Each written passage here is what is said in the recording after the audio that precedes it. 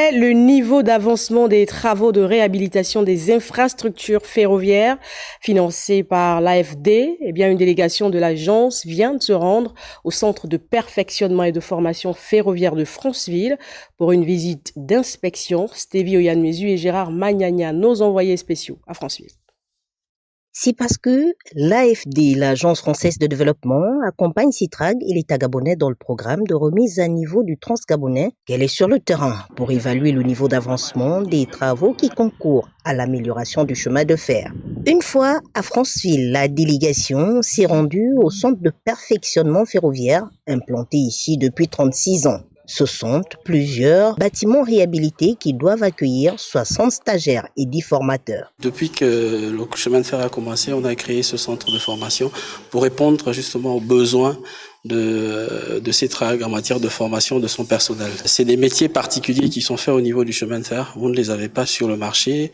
Vous êtes obligé d'être formé uniquement ici parce que vous allez être mis à disposition du chemin de fer. Plusieurs villas, au total 20, entièrement construites pour le personnel. L'idée derrière toutes ces dispositions est de stimuler l'efficacité. Le chemin de fer est une colonne vertébrale de l'économie gabonaise. Limiter les dégâts, trop souvent enregistrés dans ce secteur, c'est assurer une embellie financière, tant pour Citrag que pour l'État gabonais. C'est un projet des transports, liaison par le transport des populations et de l'économie d'un pays.